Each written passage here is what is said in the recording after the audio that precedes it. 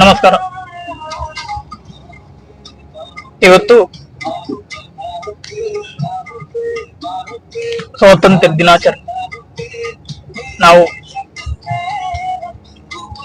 ಬ್ರಿಟಿಷರನ್ನು ನಮ್ಮ ದೇಶದಿಂದ ಓಡಿಸಿದಂತ ದಿನ. ಸ್ವಾತಂತ್ರ್ಯ ದಿನ ಎನ್ನುವುದಕ್ಕಿಂತಲೂ ಬ್ರಿಟಿಷ್ ಸರ್ಕಾರವನ್ನು ಈ ದೇಶದಿಂದ ಓಡಿಸಿದ ದಿನ ಅಂತ ಹೇಳ್ಬೋದು. ಯಾಕೆಂದರೆ ಈ ಮಾತನ್ನು ಯಾಕೆ ಹೇಳಿದನೆಂದರೆ, ದೇಶಕ್ಕೇನು ಸ್ವಾತಂತ್ರ್ಯ ಸಿಕ್ಕಿದೆ ಎಂದು ನಾವು ಖುಷಿ ಪಡ್ತೇವೆ. ಆದ್ರೆ ಆ ಖುಷಿಯ ಜೊತೆಗೆ ಒಂದು ದೊಡ್ಡ ದುಃಖವೂ ಇದೆ ನಮ್ಮ ದೇಶದಲ್ಲಿ. ಏನಪ್ಪಾ ಅಂದ್ರೆ,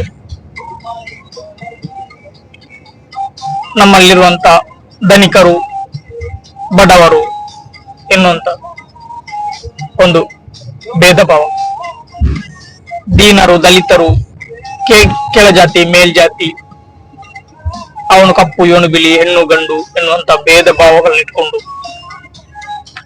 ನಾವು ಇನ್ನೂ ಕೂಡ ಅದರಿಂದ ಸ್ವಾತಂತ್ರ್ಯ ಸಿಕ್ಕಿಲ್ಲ ನಮಗೆ. ನಮ್ಮ ದೇಶ ಸ್ವಾತಂತ್ರ್ಯ ಸಿಕ್ಕಿದೆ, ಬಾವುಟ ಹಾರಿಸ್ಬೇಕು. ಬರೀ ಬಾವುಟ ಹಾರಿಸಿದ್ರೆ ಸ್ವಾತಂತ್ರ್ಯ ಆಗಲ್ಲ. ನಮ್ಮ ದೇಶದಲ್ಲಿ ಏನು ಕುಂದು ಕೊರತೆಗಳಿವೆ ಅವುಗಳು ನೀಗ್ಬೇಕು. ಅವುಗಳು ನೀಗ್ಬೇಕಂದ್ರೆ ಆ ಸಮಸ್ಯೆಗಳಿಂದ ನಾವು ಸ್ವಾತಂತ್ರ್ಯ ಪಡಿಬೇಕು. ಆ ಸಮಸ್ಯೆಗಳಿಂದ ಇನ್ನೂ ಕೂಡ ನಮ್ಮ ದೇಶ ಸ್ವಾತಂತ್ರ್ಯ ಪಟ್ಟಿಲ್ಲ. ನೋಡಿ, ಬೇರೆ ದೇಶಗಳನ್ನು ನೋಡ್ಬೋದು, ಚೈನಾ ಆಗಿರ್ಬೋದು, ಹಿಂದುಳಿದ ದೇಶಗಳು, ಅಭಿವೃದ್ಧಿಶೀಲ ರಾಷ್ಟ್ರಗಳು ಅಭಿವೃದ್ಧಿಯತ್ತ ಸಾಗಿ ಇರುವಂತ ಸಂದರ್ಭದಲ್ಲಿ ನಾವು ಇನ್ನೂ ಕೂಡ ಅದೇ ಗತಿಕೆಟ್ಟ ದೇಶದಲ್ಲಿದ್ದೇವೆ. ಪಾಪಿಸ್ಟರಿಗೆ, ಬಡವರಿಗೊಂದು ಧರ್ಮ, ಬಡವರಿಗೊಂದು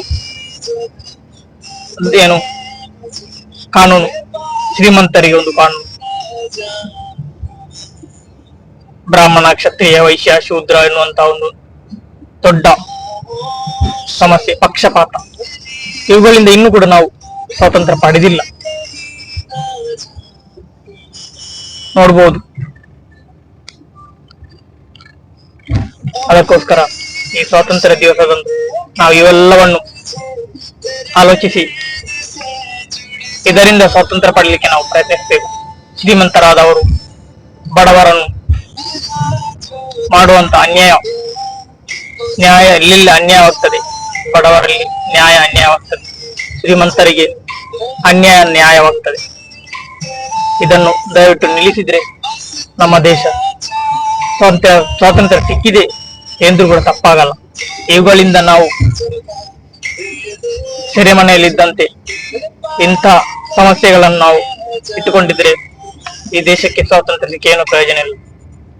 ಅದಕ್ಕೋಸ್ಕರ ದಯವಿಟ್ಟು ಈ ಸ್ವಾತಂತ್ರ್ಯ ದಿವಸದಂದು ಇಂಥ ಸಮಸ್ಯೆಗಳನ್ನು ಬಗೆಹರಿಸಲಿಕ್ಕೆ ಪ್ರಯತ್ನಿಸಬೇಕು. ಮಂತ್ರಿ ಆದವರು, ರಾಜಕೀಯದವರು ದಯವಿಟ್ಟು ಇವುಗಳಿಗೆ ಒಂದು ದೊಡ್ಡ ಕಾನೂನನ್ನು ತಂದು ದೇಶವನ್ನು ಅಭಿವೃದ್ಧಿಯತ್ತ ಸಾಗಿಸಲಿಕ್ಕೆ ನಾವು ಪ್ರಯತ್ನಿಸಬೇಕು.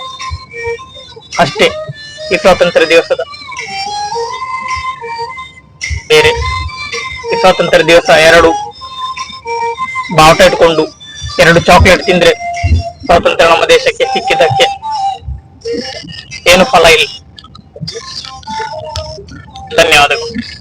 ಈ ವಿಡಿಯೋವನ್ನು ಶೇರ್ ಮಾಡಿ ಎಲ್ಲರಿಗೂ ಕೂಡ ಸ್ವಾತಂತ್ರ್ಯ ದಿವಸದ ಬೇಸರದಲ್ಲಿ ಹ್ಯಾಪಿ ಇಂಡಿಪೆಂಡೆನ್ಸ್ ಡೇ. ಧನ್ಯವಾದಗಳು.